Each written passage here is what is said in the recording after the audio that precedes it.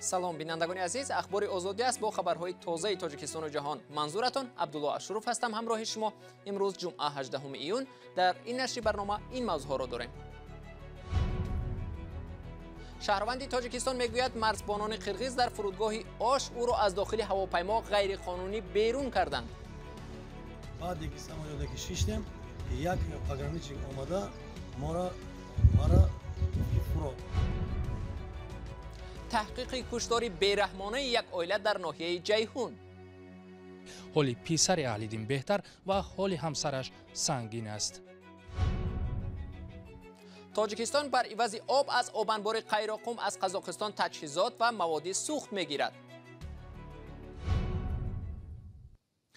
марзбонони қирғизистон Муҳаммад Фозил Маҳмудов, як шаҳрванди Тоҷикистонро ки ҳамчунон санади иқомати доимии Русияро дорад ва мехост ба ин кишвар сафар кунад, аз дохили ҳавопаймо берун оварда нагузоштаанд парвоз кунад. Маҳмудов рӯзи 18 июн дар суҳбат бо Радиои Озодӣ гуфт, ӯ ҳамроҳ бо завҷа ва фарзандаш ки шаҳрвандии Русияро доранд, аз фурудгоҳи шаҳри Уши Қирғизистон ба шаҳри Ростов-Лабидони Русия сафар доштанд. мо регистраторро гузаштем, мо пограничника гузаштем, аммо самолёта шиштем. баъде ки самолёта ки шиштем як пограничник омада мара гуфт ки фуро шумо отказ шумо намеравед. дар санад ва ё акте ки Досуев ном намояндаи хадамоти марзбонии Қирғизистон дар нисбати Муҳаммад Фозил Маҳмудов тартиб додааст, ба фармони рақами 12 аз 21 майи соли 2021 ишора мешавад. Қирғизистон рӯзи 21 май як бора бо судури фармони равои шаҳрвандони Тоҷикистонро дар қаламраваш манъ кард. муносибати Душанбеу Бишкек пас аз муноқишаи рӯзҳои 28 ва 29 апрел дар марз сард шудааст. Бишкек расман эълон кардааст ки то ҳалли баҳси муайяну нишонагузории сарҳад марзи худро ба рӯи шаҳрвандони Тоҷикистон намекушояд. куштори Аҳлиддин Маҳмадов, сокини 39-солаи ноҳияи Ҷайҳуни Хатлон, бо 3 фарзандаш дар хонаи зисташ зоҳиран бо табар ва ёддост ҳанӯз нокушода ва мармӯз боқӣ мемонад. ҳодиса шаби 12 май рух дод ва бо як бераҳмии хос сурат гирифтааст. мақомот чанд нафарро дар робита ба ин ҳодиса бозпурсӣ карданд, аммо гумонбари асосӣ ҳанӯз ёфту боздошт нашудааст. ҳамкорам Амриддин Олимов барои пайдо кардани ҷузъиёти ин ҳодиса ба ноҳияи Ҷайҳун ба хонаи зисти Маҳмадов рафт ва ин гузоришро таҳия кард ки ҳоло онро бо ҳам мебинем. мақомот дар ошкор кардани омилони қатли Аҳлиддин ва 3 фарзандаш мушкилӣ мекашанд. сокинони деҳа ҳаррӯза ба бозпурсӣ даъват мешаванд. рӯзе ки мо ба деҳаи Меҳнатобод рафтем, дар идораи ҷамоати Қумсангир кормандони пулис чанд сокинро бозпурсӣ мекарданд. мақомот омадан, ҳамаи мақомот омадаги тафтишот кайсан ҳолам идома дорад. ягон натиҷа ҳозир нест то ҳозира. ҳамсар ва як писари Аҳлиддин Маҳмадов ки зинда монданд дар беморхонаи марказии ноҳияи Ҷайҳун дар бахши эҳёгарӣ бистариянд. онҳо зери назорати кормандони ҳифзи ҳуқуқ қарор доранд ва ба мо иҷозат надоданд то аз аҳволи онҳо бохабар шавем. аммо табибон ва наздиконашон дар суҳбати бидуни камера гуфтанд ки ҳоли писари Аҳлиддин беҳтар ва ҳоли ҳамсараш сангин аст. мегӯянд писари 11-солаи Аҳлиддин ба гап даромадааст, аммо баъз суолҳо ҷавоб намегӯяд ва пайваста хоҳиш мекунад ки падарашро ба наздаш биёранд.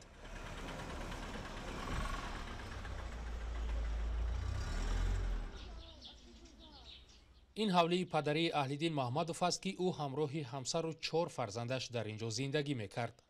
мақомот баъд аз қатли ӯ ва фарзандонаш атрофи ин ҳуҷраҳоро банд кашиданд.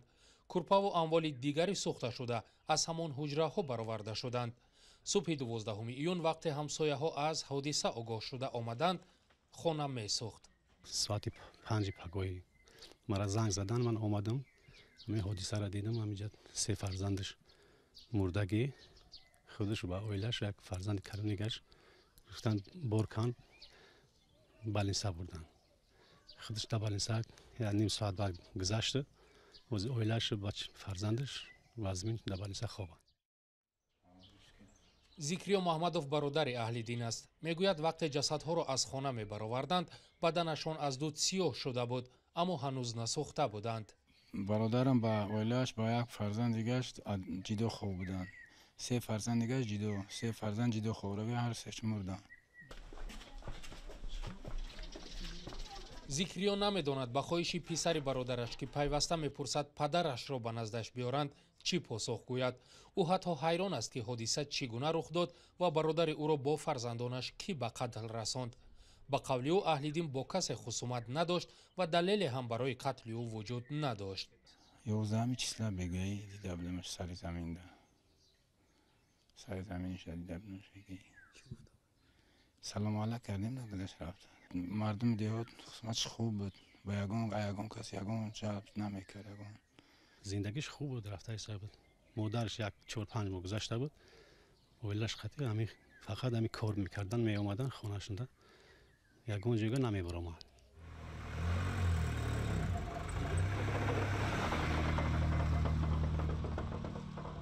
аҳлиддин маҳмадов асосан ба кишоварзӣ машғул будааст ва дар масоҳати 3 гектар замин ки айни замон мо дар он ҷо қарор дорем хоҷагии деҳқонӣ доштааст. имсол ӯ дар заминҳояш гандум, картошка, пиёз, тарбуз, харбуза ва офтобпараст коридааст.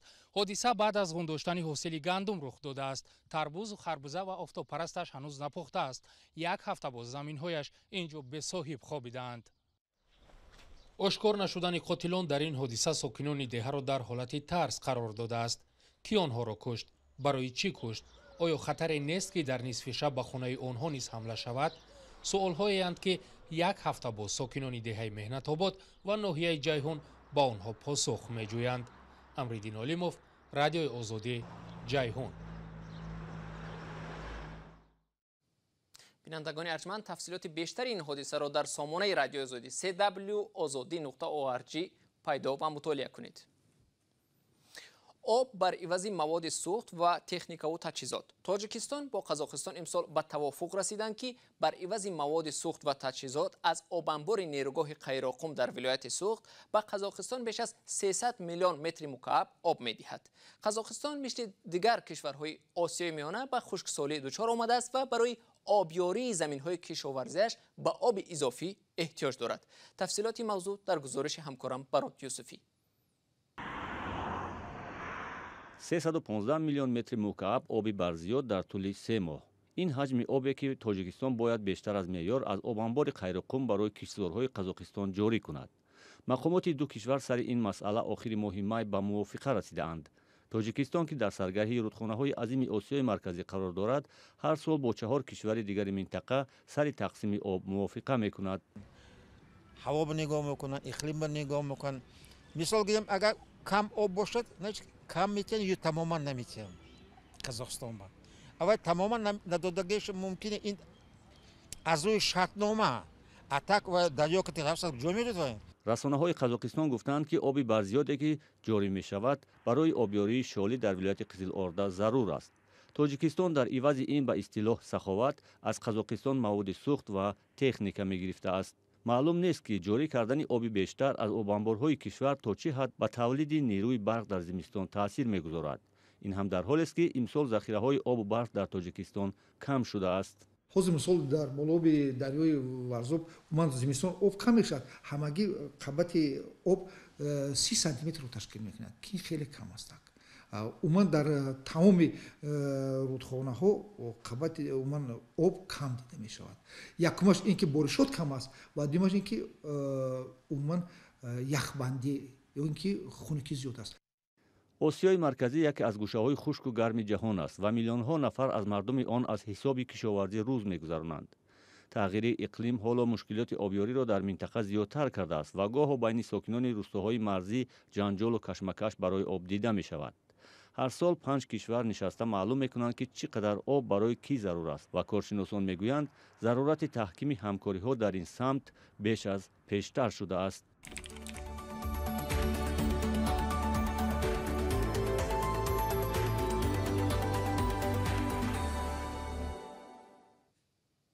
шаш узви як оила дар ноҳияи Мастчоҳ 3 сол аст ки бо дахолати мақомоти маҳаллӣ наметавонанд дар тақсими замини кишоварзӣ ба муросо расанд. баҳси замин ахиран боиси моҷарои хунин миёни хешовандон шуд ва як узви хонавода аз ҷароҳати панҷшох дар шифохона бистарӣ аст. баҳси хонаву замин солҳои ахир дар Тоҷикистон хеле доғ аст ки зуд боиси кашмакашҳо мешавад. тафсилоти мавзӯъ дар гузориши ҳамкорам Фарзон Муҳаммадӣ аз ноҳияи Мастчоҳи вилояти Суғд. فرهمند جمعیان بیش از یک هفته باز با زخم تیغ‌های پنجشاخ در توابتگاه ناحیه مسجاه بستری است. بنابر تشخیص طبیبان و از نواحی قفس سینه و شوش ضرر دیده 2 بار جراحی شده است. فرهمند میگوید پنجشاخ را به تنش پسری تقایش غالب سنگین زاده زده است. سیمی که کنده شده من جمع کردم باید و پوش حمله کرده بوده پنجشاخ داد. فرهمند فرزند سلطنت سنگین و یکی از سهمداران خواجگی دهقانی سنگین سفر است که 3 سال باز با چند برادرش برای سهم زمین بحث دارند. شوهر سلطنت میگوید حادثه اخیری به سر فرزندش آمده نیز به همان بحث ها ربط دارد. که باید زمین به زوری زخمت کرده گرفتگان نمیتن. دادر خودش مادری خودش. خود غالب سنگینزاده آماده نشد درباره حادثه با ما صحبت کنند، ولی پدرش محمد رازق سنگینوف و رهبری خواجگی دهقانی مهر میگوید حادثه به بحث زمین که حالا به او تعلق دارد هیچ رابطه ندارد. تو سیمت از زمین گیری گوی من پیچیدی گوی من خب کشتنش ممکن یا ما هم به ضرر رساندنش ممکن. بیا بچه همین سیم برق از زمین بردار وای تو خیلی باید دشنو میتید. خب بین هرشون زنابزنی میشن. از مقامات میلیسه ناحیه مسجاه نیز رخداد حادثه و جنجال خانوادگی را تصدیق کردند، ولی گفتند هنوز یگان گمانبر را بازداشت نکردند. پدر فرهمند طلب دارد که باید نفری به جان پسرش قصد کرده را مقامات بازداشت کند و طبق قانون جزا دهند. 6 عضو یک عائله در ناحیه مسجاه 3 سال است که با دخالت مقامات محلی نمیتوانند در تقسیم سهم زمین کشاورزی به مراسا برسند. خواجگی دهقانی سنگین سفر در جماعت شهرک بستان این ناحیه ماه آگوست سال 2018 به خواجگی دهقانی مهر تبدیل نام کرد. نارضایتی چند عضو این عائله زمان سر زد که مقامات هنگام تجدید حدود زمین 4 نفر آنها را به سهم گذاشت. رادیو آزادی اول همین ماه در این باره گزارش تهیه کرده بود. ما آمدیم در خود شخصا معاون اولی رئیس ناحیه و خود رئیس ناحیه بود در خود اتاق کاری همون کس بودیم جمع شدیم. در همونجا خودش پراکرور بسیار عصبانی شدن تون رادیو آزادی را به من چی کردی گفتن من نسبتی من ناحقی کردی گفتن به من بسیار سیاست کرده گپای بی نهایت دخالانه کرد. بحث سری 5 هکتار و 10 ساتق زمین می رود که حالا در اختیار محمد رازق سنگینوف و همسرش حنیفه سنگینوف است. در اصل مساحت زمین های خواجگی دهقانی سنگین سفر پیشتر 22 هکتار بوده است، ولی با رفتن سهمداران دیگر به اعضای خانواده همین مقدار باقی مانده است. سهمداران دیگر آدینما سنگینوف و محمد صادق سنگینوف، سلطنت سنگینوف و عبدالقیوم سفروف هستند. برادر و خواهران یک عائله از مقامات طلب دارند که سهم زمین ها را دیگر باره به همدیگر تقسیم نمایند و به بحث خانوادگی نقطه گذارند. فرزان محمدی، رادیو آزادی، ناحیه مسجاه.